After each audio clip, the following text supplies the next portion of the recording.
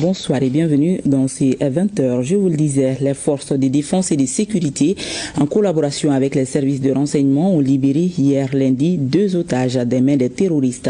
Les désormais ex-otages ont été enlevés le 6 août dernier dans la localité de Bambara Maoudé, dans la région de Tombouctou. Ils ont été présentés cet après-midi à Koulouba au président de la transition, le général d'armée Assimi Goïta, chef suprême des armées. Le chef de l'État a salué le travail des FAMA et des services de renseignement.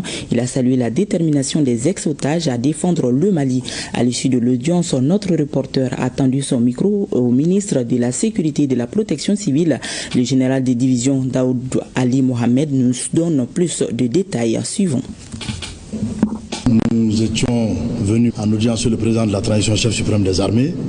Nous sommes venus lui rendre compte de l'arrivée effective, donc de la présence physique parmi nous de 2 de nos frères d'armes avait été enlevé le 6 août dernier, à savoir le sergent-chef de police Abdraman Dambélé et le sergent de police Boubacar Dabo.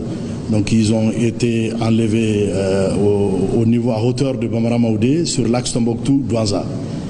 Et par la grâce de Dieu et l'implication de l'ensemble des forces de défense et de sécurité, singulièrement l'implication des services de renseignement, ils ont été libérés hier, lundi 8 septembre. Donc nous sommes venus leur présenter physiquement au chef de l'État qui leur a prodigué des conseils aussi pour dire que ça fait partie de notre vie. Et quand on opte pour la vie militaire, on opte aussi pour certains risques. Et je tiens ici à remercier singulièrement les services de renseignement qui sont vraiment impliqués pour cette libération.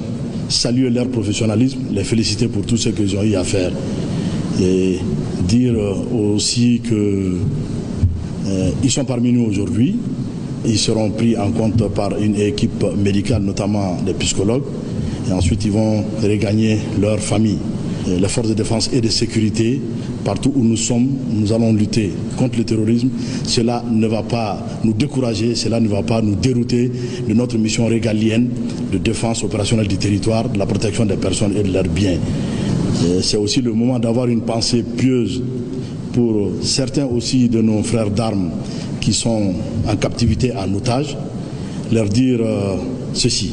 Nous sommes avec eux, ils ne sont pas seuls. Ils ont notre message d'accompagnement et par la même occasion présenter les condoléances à ceux qui aussi n'ont pas pu avoir la chance de retourner parmi nous, ceux qui ont perdu la vie dans les geôles de ces groupes armés terroristes, leur dire à leur famille beaucoup de courage et leur présenter encore notre condoléance. Et au nom du chef suprême des armées et de toute la hiérarchie militaire, encore une fois, féliciter tous ceux qui, de près ou de loin, se sont impliqués pour la libération de nos 2 frères ici présents. Des propos recueillis par notre reporter Mohamed Adjara. Et l'état-major général des armées informe l'opinion que dans la journée du 9 septembre 2025, les FAMA ont localisé et détruit une base des groupes armés terroristes dans la zone de Mouzafa, à la lisière nord de la forêt du Baoulé, à 35 km du sud de Djoumara, cercle de Djema, région de Kaye. Plusieurs dizaines de terroristes ont été neutralisés dans cette frappe de refuge terroriste par la patrouille aérienne. L'état-major général des armées rassure les populations que le nettoyage se poursuit et que la traque de groupes obscurantistes se poursuivra jusque dans leur retranchement.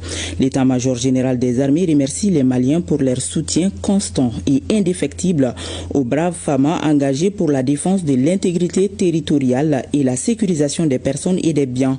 Également, lors d'une mission de reconnaissance offensive dans la région de Kaye, plus précisément dans la zone de Lambatara, ce mardi 9 septembre 2025, les FAMA ont appréhendé 4 individus suspects en possession de 17 téléphones portables. Les investigations sont en cours. L'état-major général des armées rappelle les populations à la vigilance et au patriotisme.